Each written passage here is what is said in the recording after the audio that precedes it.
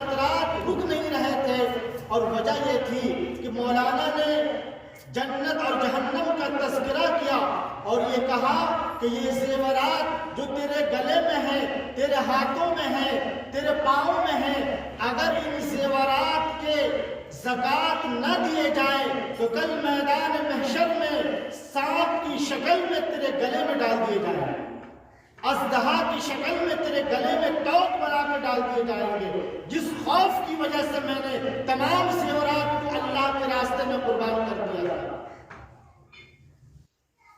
نواب صاحب نے کہا کہ صراف کو بلایا جائے، سنار کو بلایا اور کہا کہ کل تک 1,00,000 کا زیور پھر بناؤ اور پرسوں میں اپنی بیٹی کو مولانا کے گھر بھیجوں گا اور کل تک بن جانی چاہیے۔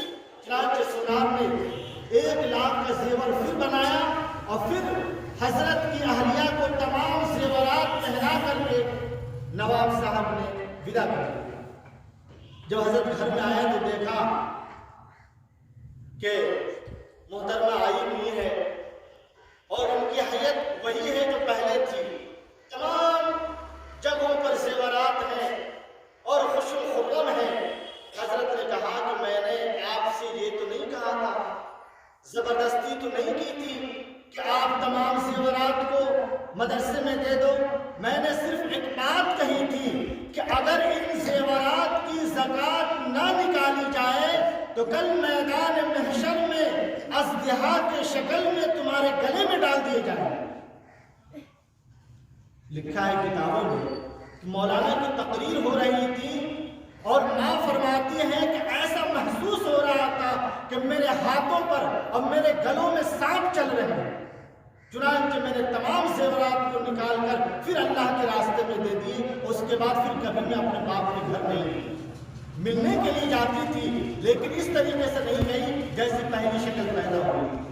میری ماں اور بہنوں، ہم میں سے بہت سے ایسے ہوتے ہیں لاکھوں کے زیورات ان کے پاس ہیں، آپ نے کبھی سوچا ہے کہ ان زیورات کا زکوٰۃ ہے؟ اگر آپ ان زیورات کی زکوٰۃ نہیں دیتی ہیں، آپ کے شوہروں سے پوچھ نہیں ہوگا، آپ کے بیٹوں سے پوچھ نہیں ہوگا، آپ کے والدین سے پوچھ نہیں ہوگا، آپ سے پوچھا جائے گا کہ آپ نے ان زیورات کی زکوٰۃ نکالی ہے کہ نہیں نکالی ہے۔ اگر آپ زیورات کی زکوٰۃ نہیں نکالتے ہیں تو کل میدان محشر میں بغیر اس سوال کا جواب دیے ہوئے آپ کو اس جگہ سے ہٹنے نہیں دیا جائے۔ ایسی قربانیاں ماں اور بہنوں نے دی ہیں اور آپ کو معلوم ہونی چاہیے کہ وہ حضرت مولانا کی اہلیہ جن کا میں نے ابھی تذکرہ کیا ہے، نواب ذات نواب کی بیٹی ہونے کے باوجود وہ محدثہ بنی۔ قرآن پاک کے بعد بخاری شریف کا مقام و مرتبہ ہے، اس بخاری شریف کو انہوں نے پڑھا اور پڑھنے کے بعد پڑھایا بھی ہے۔ میرے ماں اور بہنوں، دینی تعلیم صرف مردوں کے لیے نہیں ہے بلکہ عورتوں کے لیے بھی ہے۔ ہم یہ سمجھتے ہیں کہ دینی تعلیم صرف مردوں پر ہے، مردوں پہ نہیں، عورتوں پر۔ اس لیے میرے ماں اور بہنوں، ہم اپنی زندگی کے اندر یہ پیدا کریں، یہ جذبہ پیدا کریں کہ ہم دیندار کیسے بنیں گے، ہماری زندگی میں دین کیسے آئے گا۔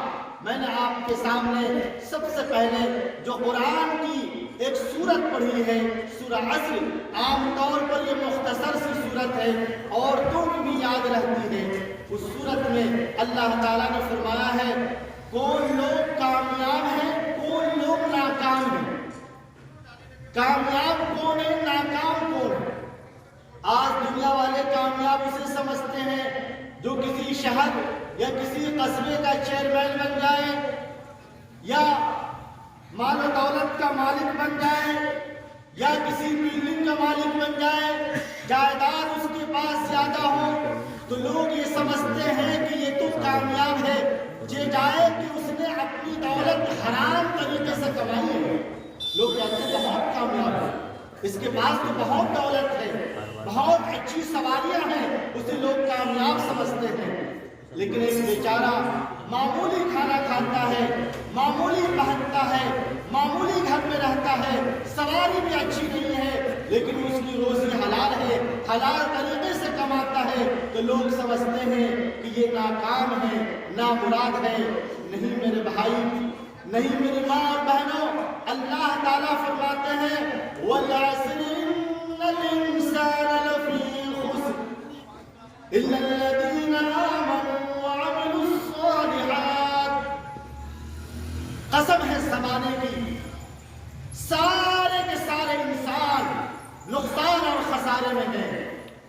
میری ماں اور بہنوں، کسی علاقے کے لیے نہیں کہا، عرب کے ہو، عجم کے ہو، ایران کے ہو، جاپان کے ہو، پوری روئے زمین پر بسنے والے انسانوں کے بارے میں اللہ نے کہا کہ سارے کے سارے لوگ، مرد ہو یا عورت، نقصان اور خسارے میں ہیں۔ إِلَّا الَّذِينَ آمَنُوا، سوائے اس کے جس نے ایمان لایا، اللہ کو ایک مانا، ذات کے اعتبار سے بھی، صفات کے اعتبار سے بھی، اللہ کو رازق مانا، اللہ کو خالق مانا، اللہ کو ہر کام کا کارساز مانا، وہی کامیاب ہے۔ دل کا یقین ہو کہ جو کچھ ہوتا ہے وہ اللہ کی طرف سے ہوتا ہے، اللہ کے بغیر کچھ نہیں ہوتا۔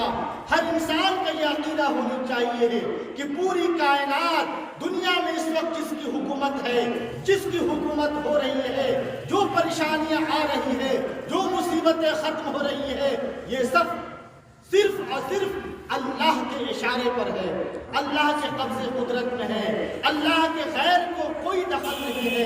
اللہ جسے چاہتا ہے مارتا ہے، جسے چاہتا ہے زندہ کرتا ہے، جسے چاہتا ہے اولاد دیتا ہے، جسے چاہتا ہے اولاد نہیں دیتا ہے۔ یَهَبُ لِمَن یَشَاءُ إِنَاثًا وَيَهَبُ لِمَن یَشَاءُ الذُّكُورَ۔ اللہ جسے چاہتا ہے بیٹا ہی بیٹا دیتا ہے۔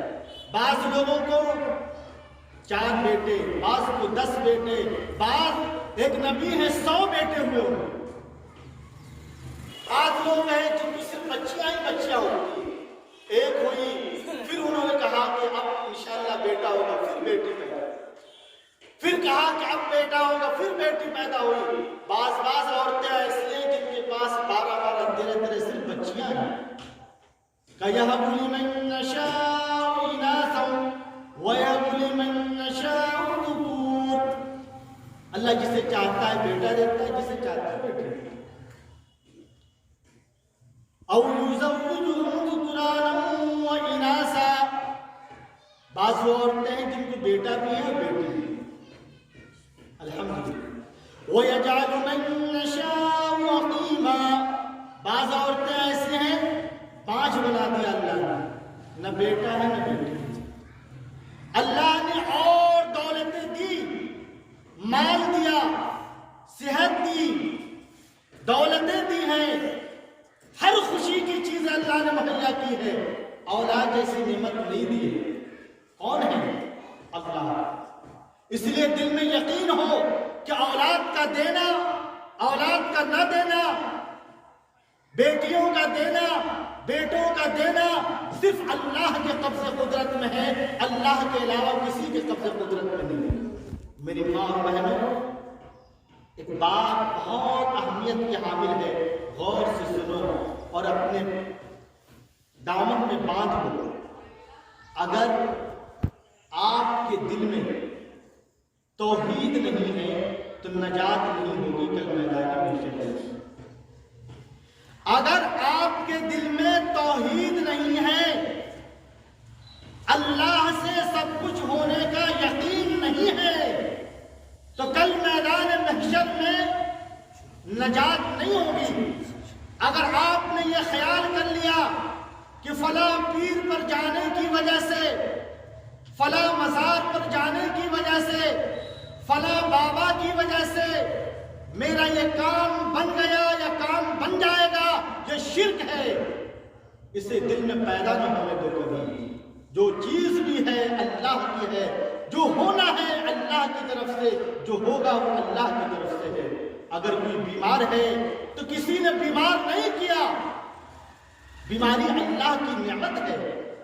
اگر وہ ٹھیک ہوگا تو اللہ اسے ٹھیک کریں گے، دنیا کی کوئی طاقت نہیں ہے جو اسے ٹھیک کر دے۔ اس لیے اللہ کے فیصلے پر راضی رہنی چاہیے۔ رضیت باللہ ربا وبالاسلام دینا وبمحمد نبینا صلی اللہ علیہ وسلم۔ اپنے رب سے، اللہ سے، رب ہونے کے اعتبار سے راضی ہونی چاہیے۔ اللہ کی مصلحت تھی، جو چیز آپ کو ملی، جو چیز نہ ملی، اللہ کی مصلحت تھی، آپ کو نہ ملی۔ بیمار اگر کوئی ہے تو اللہ کی مصلحت ہے، کیوں وہ بیمار ہے یہ نہ کہو، کیسے بیمار ہوا یہ نہ کہو، کیوں ایسا ہوا یہ نہ کہو، بلکہ تم اس کو قبول کر لو کہ ہم تو اللہ کی تقدیر پر راضی ہیں، جو کچھ ہو رہا ہے اللہ کی طرف سے ہو رہا ہے۔ اگر کسی کا شوہر بیمار ہو، اگر کسی کا بیٹا بیمار ہو، اگر کسی کا بھائی بیمار ہو، اگر کسی کا رشتہ دار بیمار ہو، تو زبان پر کبھی شکوہ نہ لاؤ، کبھی شکوہ نہ لاؤ، بلکہ اللہ کی تقدیر پر راضی رہو۔ کہو رضیت باللہ ربا، ہم اللہ کے فیصلے پر راضی ہیں، اللہ کے فیصلے پر راضی ہیں، اس لیے کہ اگر دل میں توحید نہ ہو، عبادتیں بہت زیادہ ہو، نمازیں بہت زیادہ ہیں، حج کرتی رہی، چلہ لگاتی رہی، روزہ رکھتی رہی، لیکن دل میں توحید نہیں تو میدان محشر میں بخشش نہیں ہوگی۔ اللہ تعالیٰ فرماتا ہے ان اللہ لا یغفر ان یشرک بہ ویغفر ما دون ذلک لمن یشاء۔ کل میدان محشر میں ایک زانی، زناکار، زانی مرد، زنا کرنے والی عورت آئے گی، اللہ چاہیں گے معاف کر دیں گے۔ ایک چور آئے گا، ایک چورنی آئے گی، اللہ چاہیں گے معاف کر دیں گے۔ ایک چغل خور آئے گا، اللہ چاہیں گے معاف کر دیں گے۔ ایک بدکار آئے گا، اللہ چاہیں گے معاف کر دیں گے۔ لیکن اگر ایک مشرک آیا، ایک کافر آیا، جس نے اللہ کو ایک نہیں مانا ہے، ذات کے اعتبار سے، صفات کے اعتبار سے، اللہ کی ذات وحدانیت والی ہے، اللہ کہتا ہے میں کافر کو معاف نہیں کروں گا۔ اور کفر یہی ہے کہ اللہ کی ذات کسی کو شریک کر لی ہے، اللہ کے فیصلے پر راضی نہ رہا جائے، یہی کفر ہے۔ اس لیے میری ماں اور بہنوں، دل میں توحید کو بیٹھا لو۔ آج کے اس پروگرام میں آپ تشریف لائیں، اللہ آپ کا آنا مبارک کرے، بار بار آنے کی توفیق عطا فرمائے، لیکن جو فیصلہ اللہ آپ کے لیے کر دیا ہے اس پر راضی رہیں، کسی اور کو اس کا مکلف نہ بنائیں۔ ہماری بعض عورتیں ایسی ہیں کہ کہتے ہیں کہ فلاں نے سحر کر دیا جس کی وجہ سے میرے گھر میں بڑی بدحالی پیدا ہوئی، فلاں نے میرے بیٹے پہ سحر کر دیا، فلاں نے میری بیٹی کی سحر کر دیا، فلاں کی وجہ سے یہ ہو گیا، یہ ہو گیا۔ نہیں میری ماں اور بہنوں، کسی ساحر کے اندر یہ طاقت نہیں ہے۔ ہاں اتنا تو ہو سکتا ہے، پریشانیاں آتی ہیں، مصیبتیں آتی ہیں، لیکن کسی چیز کا کرنا اور کسی چیز کا نہ کرنا اللہ نے کسی کو اس کا مکلف نہیں بنایا۔ اس لیے توحید ضروری ہے، توحید ضروری ہے، توحید ضروری ہے۔ اس بات کو ہم اور آپ غور سے سنیں میرے بھائیوں اور میری ماں اور بہنوں۔ توحید، اللہ کو ایک ماننا، ذات کے اعتبار سے بھی، صفات کے اعتبار سے بھی، اور سب کچھ اللہ کی طرف سے ہونے کا یقین رکھنا، یہ ہے توحید۔ اور ایمان لانے کے بعد، اب جب آپ ایمان لے آئے تو ایمان لانے کے بعد سب سے پہلے ایمان کا تقاضا ہے علم دین کا سیکھنا۔ غور سے سنیں میری پیاری بہنوں، غور سے سنو۔ ایمان لانے کے بعد لا الہ الا اللہ محمد الرسول اللہ، اللہ ایک ہے، اس کے سوا کوئی معبود نہیں، محمد صلی اللہ علیہ وسلم اللہ کے رسول ہیں، اس کو مان لینے کے بعد سب سے پہلا تقاضا ہے علم دین کا حاصل کرنا، علم دین کا حاصل کرنا، قرآن سیکھنا۔ بغیر قرآن کو سیکھے ہوئے ہمارا یقین نہیں بن سکتا، ہم خدا کو نہیں پہچان سکتے، ہم اللہ کی معرفت کو حاصل نہیں کر سکتے۔ قرآن کا سیکھنا،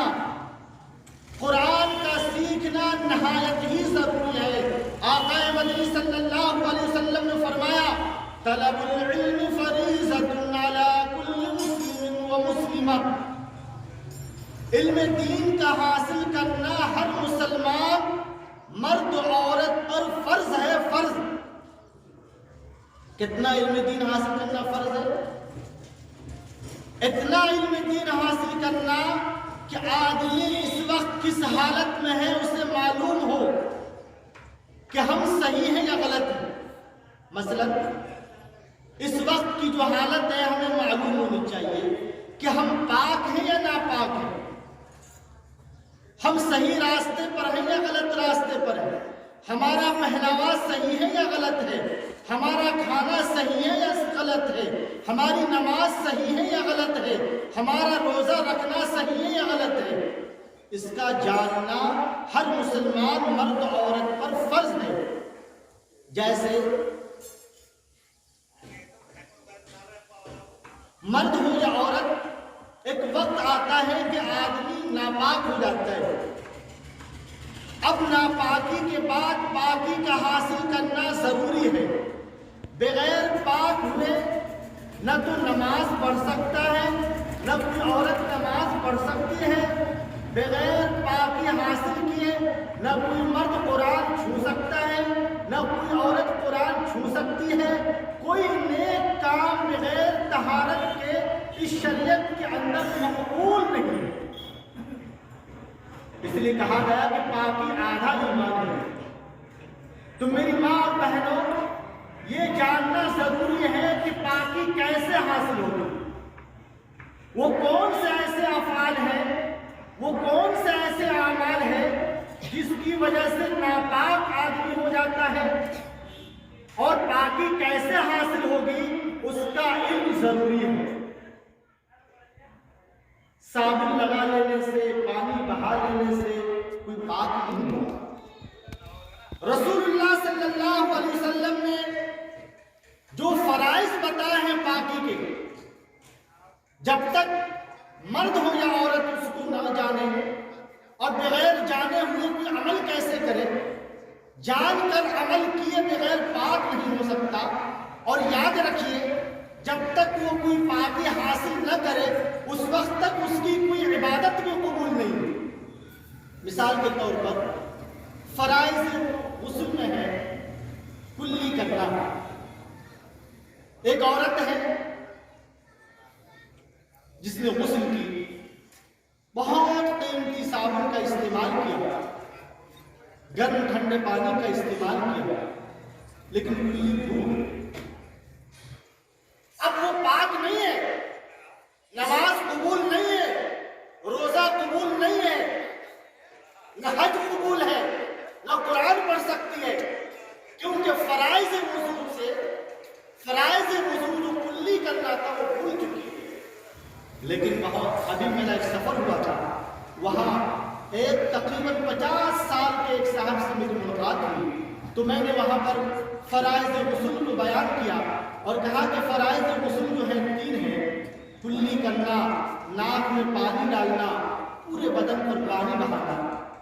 اس نے کہا کہ مجھے آج تک نہیں معلوم تھا کہ کلی کرنا بھی فرض ہے، میں تو کلی نہا لیا، لیکن میں کبھی کبھی کلی بھی کر لیا کرتا تھا، اللہ 50 سال کی، لیکن اسے معلوم نہیں کہ پاک کا کوئی کام۔ اسی طریقے سے ہماری عورتیں ناخنوں میں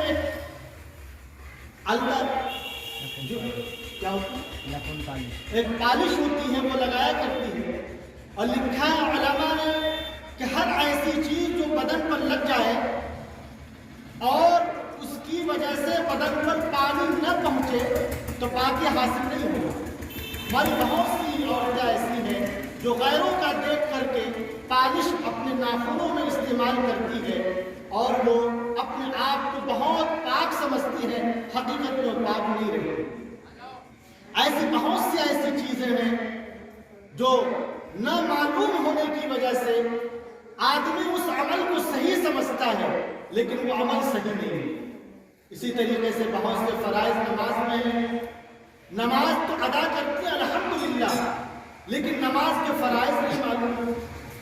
ماشاءاللہ روزہ بھی رکھتی ہیں لیکن روزے کے احکام نہیں معلوم، تو کہا کہ ایمان لانے کے بعد سب سے پہلا تقاضا یہ ہے کہ علم دین کو حاصل کرے۔ اب علم دین کہاں حاصل کیا جائے گا؟ علم دین جہاں حاصل کیا جاتا ہے اس جگہ کا نام مکتب اور مدرسہ ہے ہماری شریعت میں۔ مدارس اور مکاتب، مدارس اور مکاتب کو علم دین حاصل کرنے کی جگہ معروف میں کہا جاتا ہے، لوگ کہتے ہیں، لیکن صرف یہیں سے علم دین حاصل نہیں ہو سکتا، بلکہ کسی عالم سے پوچھ کر، کسی عالم کو اپنے گھر بلا کر اس سے پڑھ کر بھی علم حاصل کیا جا سکتا ہے، لیکن بغیر علم کے اللہ کی معرفت نصیب نہیں ہوگی۔